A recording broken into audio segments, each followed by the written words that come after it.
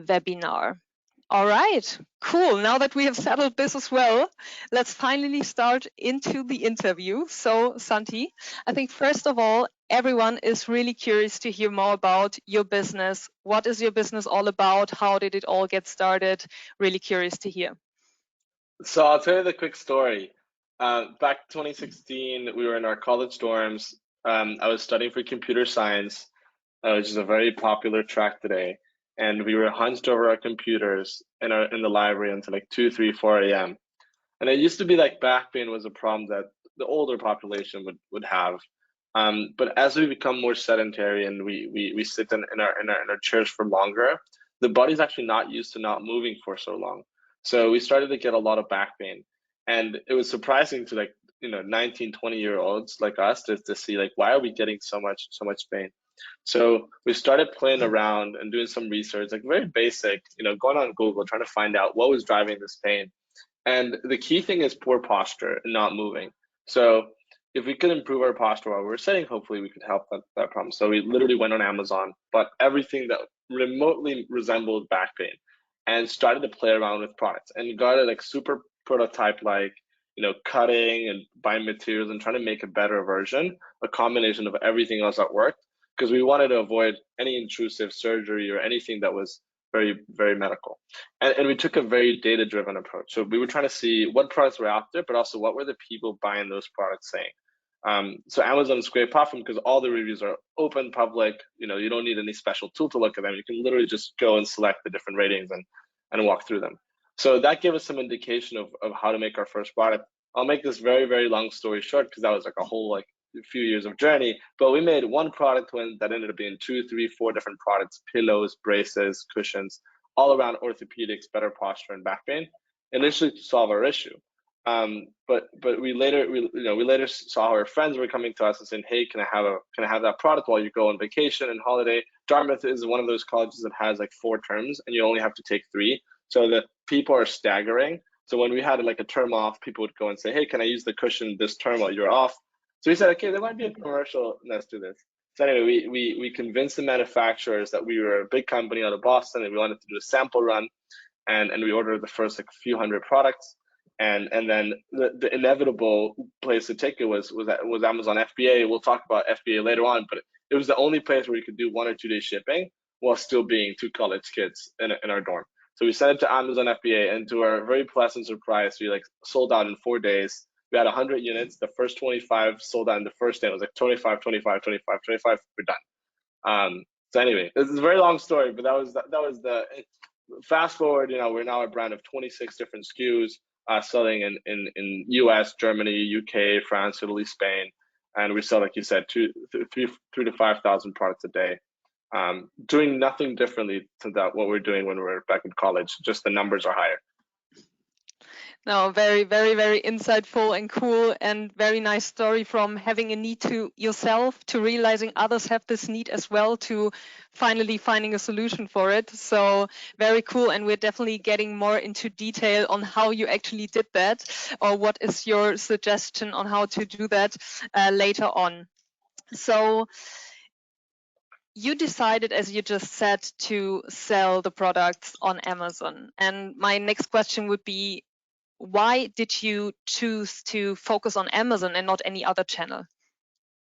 Yeah, so if you think about like what makes a good product successful, or what makes a successful product, there's 2 things. There's one, to have a good product, but 2, to distribute it. Because you can have the best product, but if you're just sitting at home and you're the only one who uses it, other people can benefit from it.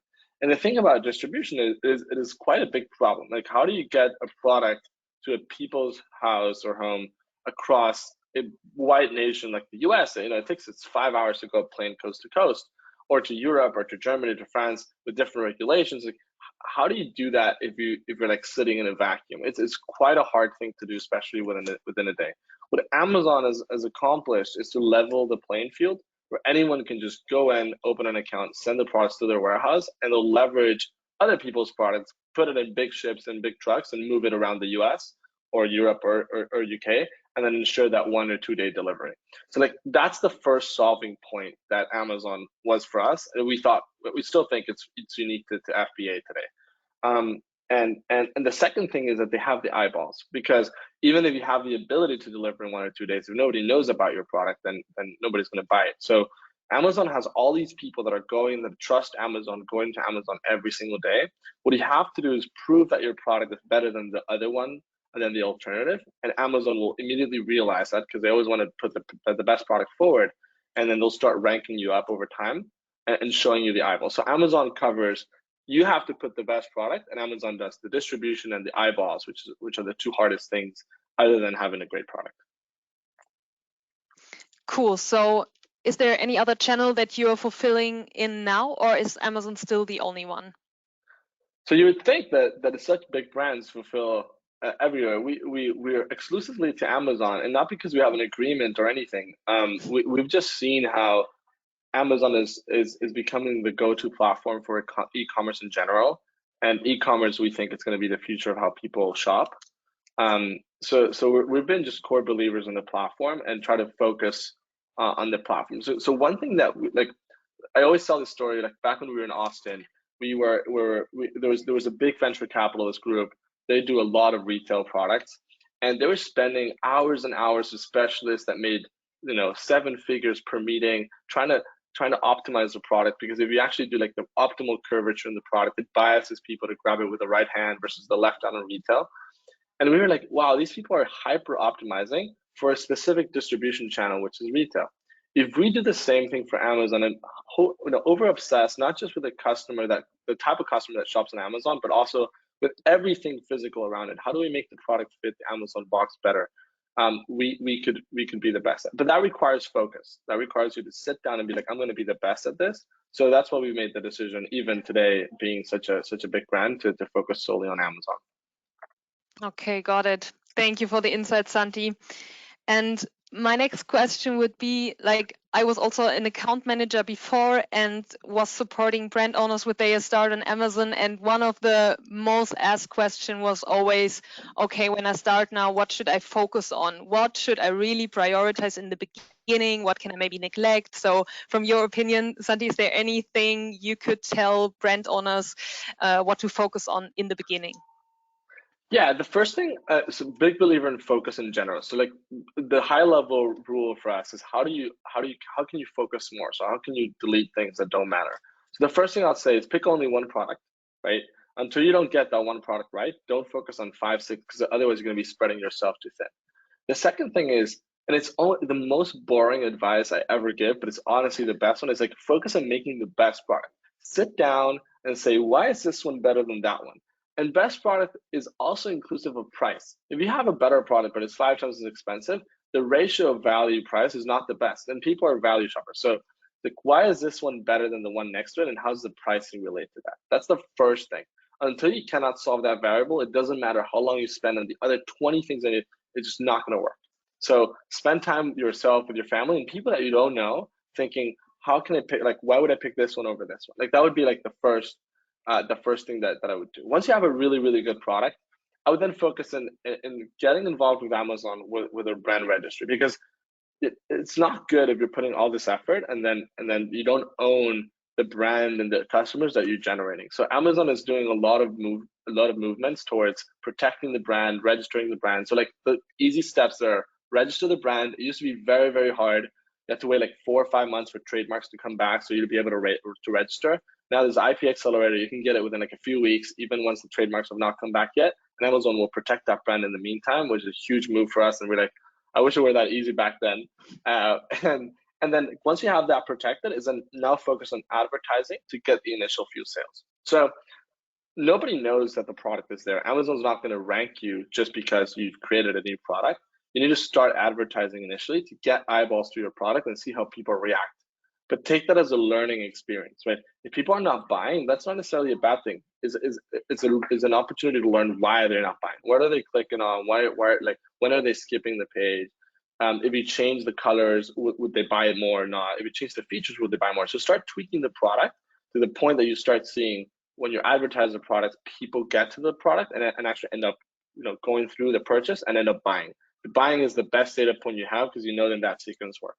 And that's also like tweak the keywords that you're targeting, right? Like you might say I'm selling vitamin C, but vitamin C can mean many things. It can mean the tablet that you're taking as a supplement. It can mean a candy that has vitamin C. It could also mean a skincare serum that has vitamin C.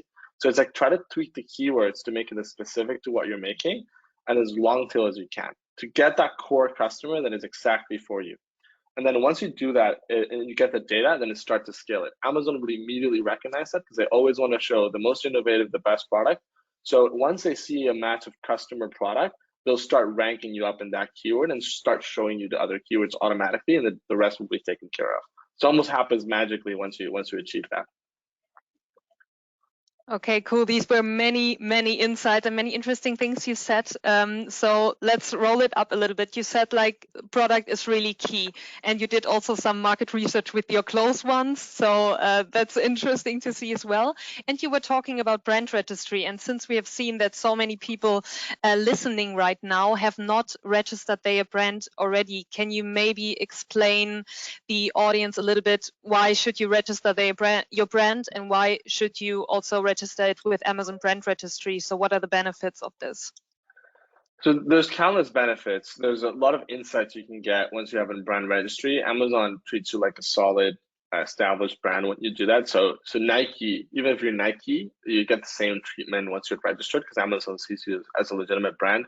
The other benefits that you get is that you get to sell your own product, right? So Amazon is an open marketplace and an open platform where a lot of people can sell other products. But when you register, you control that experience all the way through. So your product can only be sold by you or people that you give the permission to. And those are key things in controlling the experience, especially those early days when the product is in its infancy and it doesn't have an established reputation. You really want to control that experience all the way through. Absolutely. Thank you, Santi. And maybe I also make a note on this IP Accelerate program that we have. You talked about this in the beginning as well. So basically, for everyone who hasn't registered a brand yet, also not officially have a trademark at an official trademark office, you can basically sign in for this program at Amazon, and then Amazon connects you as the selling partner with an IP law firm, and that IP law firm basically registers the trademark for you. And since we are cooperating with those law firms, you can get access to like brand tools and also protection tools prior to the trademark being officially registered. So this saves you lots of time. This is also what Santi mentioned in the beginning. Like for them, it took lots of time apparently, while this can really speed up the process. So definitely have a look at this. This just as a side note. So yeah, and you also said many other interesting things about experimenting and things like that, but I think I will take this up in another question from myself later on, and also about advertising. This was also one of the frequently asked questions that were pre-submitted, so let's talk about this later on. And we're coming to the next question, which is about product detail pages. So when we think about the general product detail page, where the products are shown to Amazon customers, in your opinion, how important is the content and also the design of this product detail page for brand owners? It's the most important, right? So I always like to make the reference to like how did people sell products 10, 20 years ago? And you would walk into a store, you would have somebody that's highly trained on the product, and they would walk you through the benefits of this product. They'd be like, this is the best cream for aging. This is the best cream for this other thing, right? And it's an experience where you have maybe like 2, 3, 4 minutes of communication for somebody that's trying to explain you the benefits and you as an audience of that product. Online completely changed that. So when people used to go and watch films for 2 hours, now people watch TikToks for 10 minutes, so for 10 seconds, right? So it's like people's attention span has gone way, way, way down. And the way of shopping has also gone way, way down. So actually the first point of interaction with your customer is that main image. And that's a split-second interaction. They're going to see 10 main images and they're going to have to pick one or the other. So I always talk about your product needs to be better, but it needs to be perceivably better, because you can have a water that tastes better, but it's really hard to demonstrate that taste on Amazon. There's actually ways to do it, but like, so it's not just that it needs to be better, but you need to be able to demonstrate it in that initial main image. And we hyper obsess over that main image. We're constantly testing. Amazon has an A/B testing tool where you can upload two different images. Obviously needs to be the same product, but it can be like different angles, different color saturations. One is bigger, one is smaller, one has text, one doesn't have text, right? And then Amazon shuffles that randomly with different customers, and then it tells you which one is converting better, has a higher click-through rate. So we hyper obsess on that. We have a queue of different tests all the time that are ready to go in and test something else, because it's never good enough. You always have to improve. And it's also changing as other people change their colors. Like I would say, Amazon changed slightly their search bar color theme, so our colors change slightly over time. So the first thing is that main image. That's your first interaction. There's no longer 1, 2, 3, 4 minutes in the store. It's split-second decision. If the person clicks, and that the key metric to track there is click-through rate, CTR, if the person clicks, now you have a few more seconds of their attention. They'll probably spend, at the very least 3, 4 seconds, and maybe even a minute or two in your listing. So this is equivalent to engaging the conversation with the store person. There you want to be concise and focus on the benefits, not as much on the features. So I think a lot of the ways that entrepreneurial minds are wired is like, I'm better because I have A, B, and C. And having A, B, and C is great. That's what makes you better. But the customer doesn't really care about that. They want to know why this is make their lives better. It's the benefit to the customer, right? So like a classic idea that I always say is like, a feature is this car has 5,000 horsepower. A benefit is this car will get you there quicker, so you'll save time and spend more time with your family. That's the benefit of the horsepower. The horsepower itself is meaningless. So focus on those benefits and try to stay as concise and as clear as you can. And focus on the benefits that people care about. So spend time reading other product reviews. It is a very manual process and human process. Like, go through all the reviews that other people are writing. What are they complaining about and what are they highlighting? That's what people care about. Don't write the features that you care about, write the features that your customer cares about. There's also the ability to do brand stories and A+ listings, or if you have the brand registry. So that's also a huge benefit of brand registry, where you can tell a whole story more visually in this listing. Spending time on that is also invaluable. It's what makes the difference between, because like I said, you can have a better product, which you should have before you even start doing all of this, but you have to now demonstrate it to the person in that 1 minute. And another thing that we always do is we print out the A+ listing and we create another one, then actually go out and show it to people without letting them know which one's my product or my listing. We're like, which one did you pick and why? And then you start getting into the psychology of how people are making their decision, and then you try to gear towards the reasons why they would pick yours over another one. It's very fun. I'll say that. Like it's a very fun experience to do so, and it's even more fun when you start doing it at scale and you have many products. But you have to focus on that first product before you can replicate it over and over.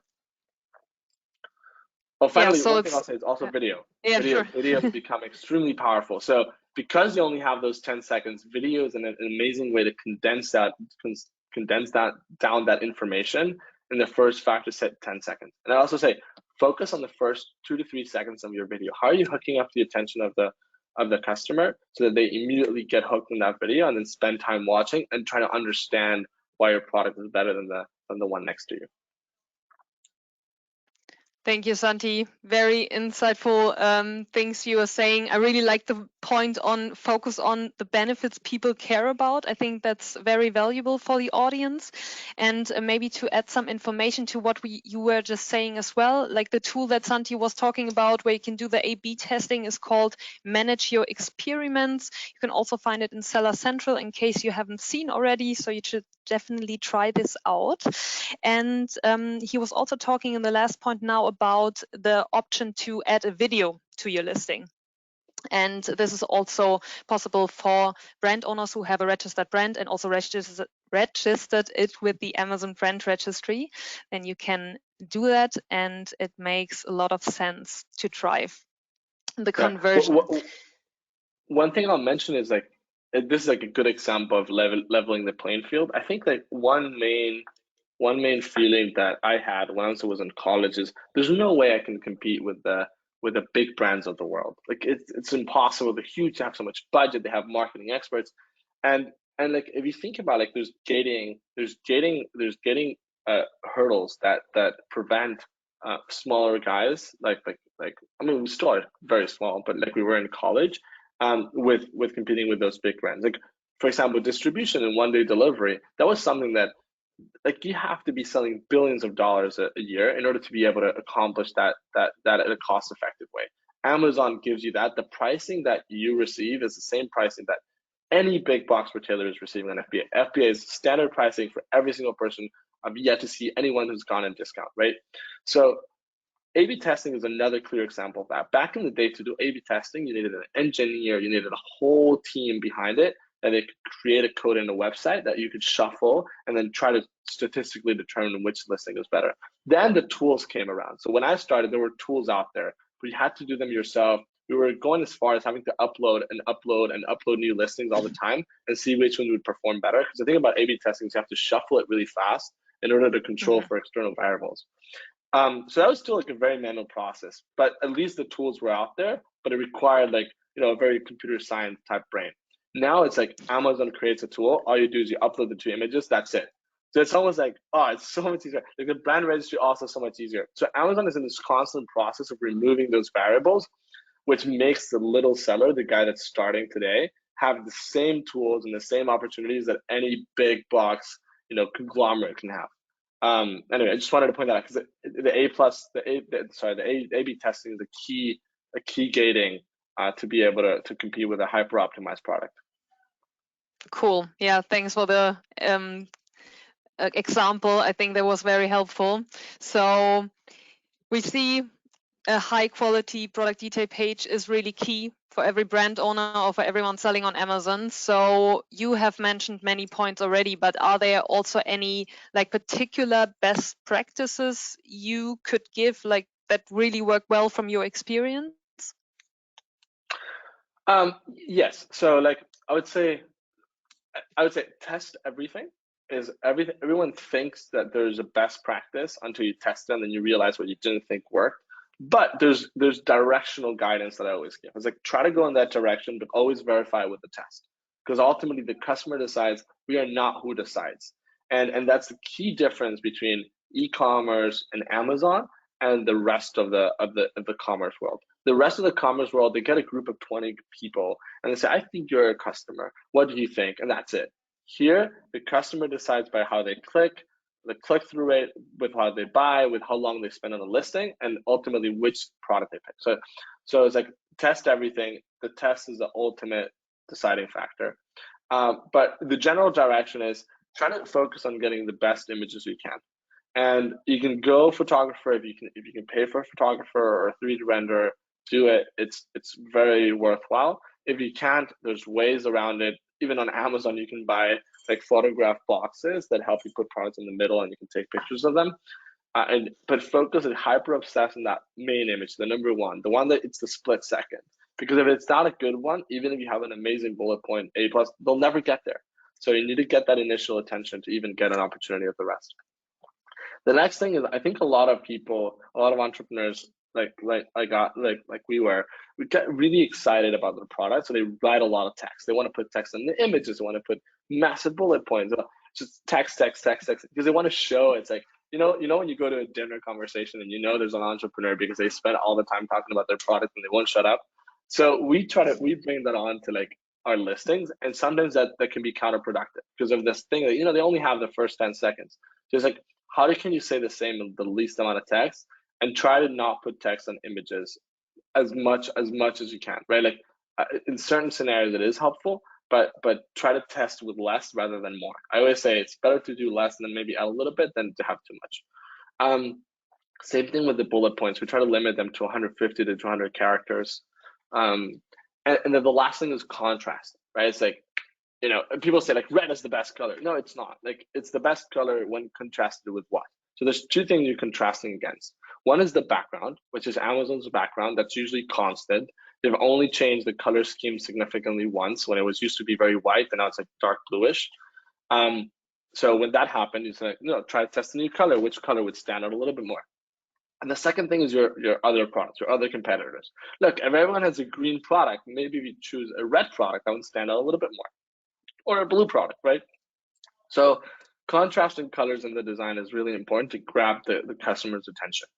Um, yeah, I would say like, so to summarize, like really short, easy to read bullet points, very little text in the images, hyper obsessed on the quality of those images, and try to use contrasting colors. Exactly. And testing everything. And yeah, always verify it with a test.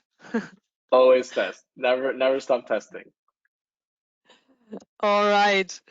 Okay, so we talked about a lot about product detail pages now. I think we are sorted on that point, but another very, very important point and question we always get is regarding how to best manage inventory and also how to best manage the logistics, because at Amazon there are different ways. You can ship the products on your own, you can use fulfillment by Amazon. You have talked about this when introducing to your company already, so I guess you're using fulfillment by Amazon, but yeah, feel free to tell again, why did you decide to ship with Amazon, and how are you handling your inventory? So when you ship with Amazon, it's like you are part of a multi-hundred-billion-dollar company, right? Like they're leveraging every single product from every single seller on Amazon and putting them in hyper-optimized facilities and trucks that get to move it around the world. So if you had to send one tiny, tiny product like this one, right, from here in New York to Florida, it would cost you $500 to do so. 600. I mean, if you had to just buy a truck to send it, right? So what Amazon does is they put this tiny product with another 20,000 tiny products in a truck, and then they move that to Florida, and they happen to have a truck going out to Florida every single like hour because they have so many products. So they're leveraging an efficiency level that's unprecedented. There's nothing else out there that has the operational size of Amazon FBA as a fulfillment service. So, and what they do is they pass along that saving and that hyper low cost to the customer because like it's in their benefit for the platform. So we've even met with companies that are doing billions of dollars in revenue, and they've tried to run McKinsey consultants, the best of the world, to try to find out if there's a way that we can at least match FBA pricing. It just doesn't even get close. And the second thing is if you have a consistent experience for your customer. So those early days, it's very critical that the customers have an amazing experience because those are going to become your raving fans. So all it takes is one or two late products, and that's what makes the difference between a bad review, somebody disliking your product, and that can be catastrophic. So is with FBA, you have a consistent experience. They take on the responsibility if it ever happens to be late, but it's never late, and like it's a guarantee at a really really really low cost. And the last thing I'll say is from a cash flow perspective, it's the only service that you pay as you sell and actually nets it towards the fee. So often, like if you would, if you'd have to run your own warehouse, you'd have to buy your boxes up front, your racks up front, then pay UPS up front, before you even charge the customer. So in the early days, that becomes really, really expensive because you don't have a lot of capital. So that might be the difference between ordering another 100 units. FBA just nets it all directly from the platform, and you just get the net proceeds, which to the financially minded people, that makes it cash flow neutral, which is very, very hard in physical products businesses. So those things made it an inevitable decision. In fact, if you were to make sales on your website, you can also hook it up. A lot of the main providers like Shopify hook up with Amazon FBA. You can actually even fulfill on your website if you were to use FBA. So it even has that option. Most people think that FBA is 100% connected and only connected to Amazon. It's not. So you can leverage one single big operation, serve your Amazon customer, and also serve your outside customers if you're to have some. Even manually, by the way, if somebody like sends you a message, you can send, hey, send a product to this location and get the Prime delivery. Obviously, the last one is you get the Prime, right? The Prime badge. A lot of the customers today have become used to Prime. I personally don't buy anything that's not Prime because I'm already pampered by Amazon, and if it doesn't arrive in 2 days, I don't want it. So like having that Prime badge is extremely valuable for your conversion. Again, necessary to get that initial click so that people then discover your product, so on and so forth. Yeah, absolutely. So the Prime badge is really not only beneficial for the customer, but also for the selling partners. And maybe again, to those who are very new to all of this fulfillment by Amazon topic, Amazon does not only pack and ship the products, it also handles all the returns and does the customer service in all the languages. So that is really a big bonus as well. I was gonna add, Yana, that in Europe it's even more powerful because what you have in Europe is you have five, six different countries, all of which have great customers. But if you were to create a supply chain that covers that many countries, like you need to be a huge company. And just you send it to one country, they don't even require you to send it to other countries. So say like you're a seller based in Germany or seller based in Spain, you only send it to the warehouses in that specific country, and then they'll take care of the rest and move it around at no charge to you. You'll pay the same fee. Say like you make a sale in Italy and you're located in Spain, you'll pay the same fee if you're registered in Pan European as if you would send the product in Italy and sold it in Italy. So it's a huge logistical advantage where you can immediately become a multinational company with a single click by even sending 10 units if that's all you have. So in Europe and in the US, they also have cross fulfillment to Canada and Mexico to cover those two marketplaces. Just Europe is one of the examples, but they're present Mhm. everywhere, and that helped us a lot early on to reach customers across the world. Absolutely. And also here, a quick note to the audience. So if this is a topic that is very interesting to you, you should definitely join our third session we are hosting mid of March, which will be all about global expansion for brands. So we will dive a little bit deeper in topics like that, fulfillment by Amazon, Penny U, and so on, global selling, and more. Cool. All right. Jumping right into the next question. So we have talked about so many interesting topics already. We have covered brand registry, having high quality detail pages. We have talked about logistics now. So selling partners might think now, or the audience might think now, okay, it's really a lot I need to do, I need to think of. So how much time does it actually take? So how long does it take for me to get started to sell, and how long does it also take to be successful? And I know this is now a very, very tricky question that is probably not easy to answer, but maybe from your experience, you can have like a rough, roughly say what it is.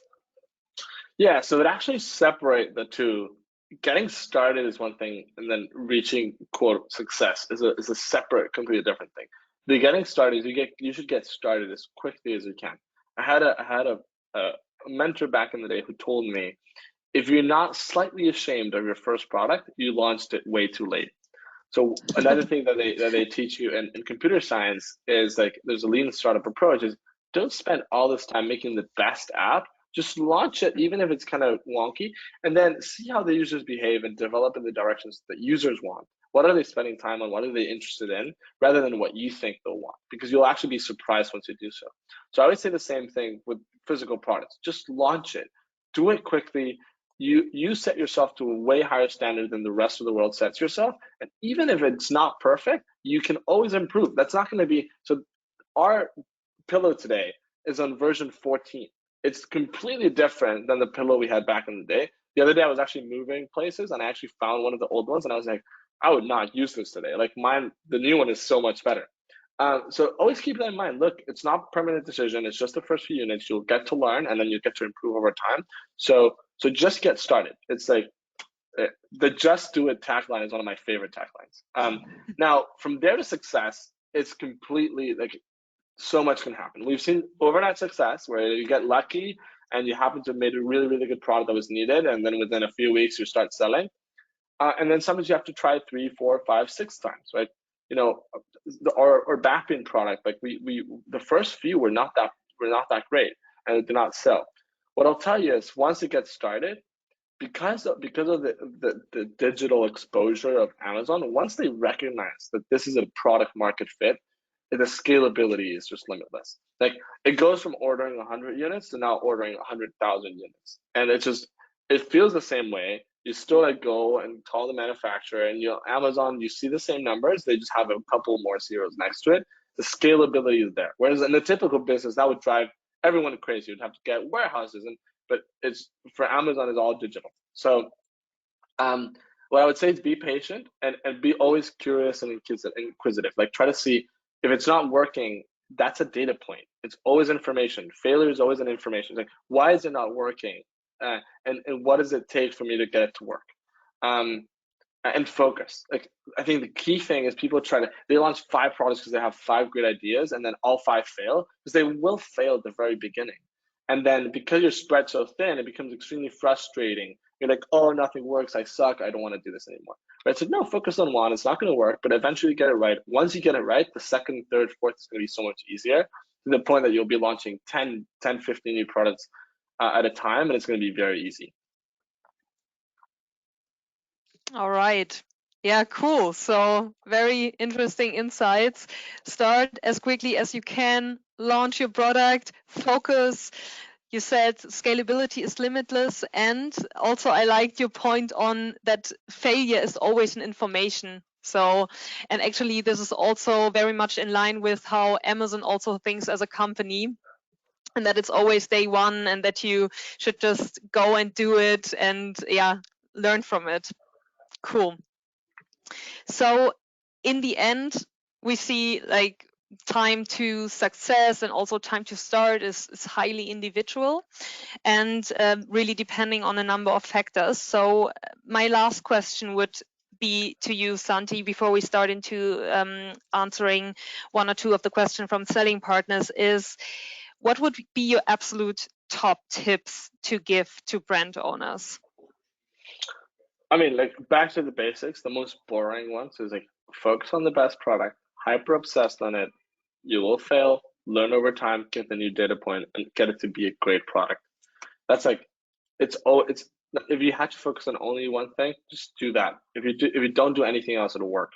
Um, the next thing is like the other, like, just general tips I always give is, like, once you start seeing some success, or like getting, there'll be ways that you, like, tactics that you can feel that can cut you corners and get you quick results. Those things are very short-minded. They never work in the long run. Like, Amazon, the algorithm, like, there's always all this talk about like the A9 algorithm or this thing. It's like, you must know something that I don't know. I truly don't. Like, I just focus on trying to make the best product and try to display it the best way, and things will work. So try to focus on that long-term, sustainable, I would say, like, economic basic advantage of making a better product at a better price, rather than the tactics and the short-term type of gains. Like, that's number one thing. Um, Amazon Amazon is always working to give you the best tools. Like, Amazon has data points across thousands and thousands of sellers, and they're always trying to work to give the next tool that's going to help you get that success. So, like, for example, the managed experience, what I call A/B testing, is one of the key examples. So always stay in the loop with what they're doing, because that's generally how they're seeing other people succeed, and they're trying to bring that tool to everyone else. So take advantage of that and see the hint that they're trying to give you. It's like all the hints are within Amazon. I always say that. But yeah, like, if I had to summarize it, product is everything. Try to make the best product offering and display it the best way, and everything else is noise. Right. Thank you. These were nice words to end the main session, but I'm not done with you yet, not done with picking your brain yet, because now we still have a little bit of time to go through one of the questions that were pre-submitted prior to the session. So when I looked through all the kinds of questions that were submitted, many questions were around how can I increase brand awareness, especially in the beginning, as it is so hard, and so what can I do with advertising? What should I focus on? And considering that it can also, be cost intensive. So, what is your opinion on this? So advertising is, so obviously increase our brand awareness is through advertising, and Amazon has all the tools internally. I'll talk a little bit about each one. The first thing to understand about advertising is that it's a multiplication game. So what does that mean? Like, your ultimate purchase is going to be two multiplications, like very simple multiplications. Out of every person that searches this keyword, how many click on your product? That's called click through rate, or CTR. And out of every person that clicks your listing, how many end up buying? That's called conversion rate, or session to purchase ratio, right? Like, so session is defined as one user visiting your listing. Even if they visited a couple times, just count it as one. So those two numbers multiply brings you the impression, or like the amount of people that looked at your keyword and saw your product to purchase conversion. So, like, for example, if 10% of the people that look up Nike shoe click on your Nike shoe, for lack of a better word, right? Or your headphones. Let's call it headphones. Like if 10% of the people that looked at headphones clicked on your headphones, and then out of that 10% bought, your your flow through rate is 1% all the way through. So the reason why I mentioned that is if if your product is not a good fit, if your product is not a better offering as compared to the rest of the products, it doesn't you can spend $1 million in advertising and you'll still get zero sales, right? Because you're gonna have like less than 1% click through rate, and you're gonna have less than 1% conversion rate. That's 0.001% flow through rate. So you have to spend 10,000 users to maybe get one sale, right? And there's no way that that's going to be economically viable. So I always say, don't even turn on the fire until you know that the product is a good offering. Don't even bother. Like you're gonna get frustrated, you're gonna lose a lot of money. Once you get that done, like once you start seeing that, okay, this is a good offering compared to the rest, people are going to click mine over the next one, slowly turn up the dial, right? It used to be that doing ads on Amazon was really, really hard because you had to be very mathematical back then. All the automated tools right now are very, very good. They'll get you 90% of the way there. Like the last 10% optimization, sure, you can get very technical and spend hours on it, but just by running the auto campaign of pay-per-click, headline ads, and product display ads, which are all in the sponsored product section, will get you 90% of the way there. But dial it up slowly and start seeing how the customers react, how many people are buying. Once you see that ratio of how much I'm spending here, how much I'm getting on this side is good, then you can dial it up. But what's going to happen, that flow through is never going to be perfect. So get some customers through and then start hyper tinkering. Sometimes people think, oh, I need to do 10 times more ads. Actually, no, what you need to do is increase your conversion from 2% to 20%. That gives you 10 times more sales with zero money upfront. So focus on that, tinker with the very little data that you have. But once it works, the scalability, again, theme to Amazon, once it works, the scalability is limitless. You can go from spending $1 a day to spending $100,000 a day, and you get the same, you get the same output if the ratio stayed the same. Then the other thing, the last thing I'll mention in terms of brand awareness, new tool called DSP. So one of the biggest challenges on Amazon early on was if you would get a customer on Amazon, they would look at your listing, they would fall in love with your brand, but then they would leave Amazon and forget about it. There was no way for you to reach them because you couldn't target that customer with ads off platform. DSP, which I always forget what it stands for, allows you to do that through ads within Amazon, and that's a product that's going to become extremely relevant as we go. But that's like stage two. First, focus on your customers that are in the platform. They're the easiest to target. Then is like how do we reach the customers that are outside of that platform that like your product. Okay, and so you were talking now about sponsored products, basically, that you can use Right. to target your products. Does that also include sponsored brands where you can specifically focus also on sponsoring your brand? Okay, so Both, yeah. both are important. And what, maybe a follow-up question on that, just to see what is your opinion on participating in deals and deal events and so on, as Amazon has so many different options in a year to participate? It works. It works really well. It works really well. Obviously, you have to be strategic about it. What's the best day to run it? What's the best day?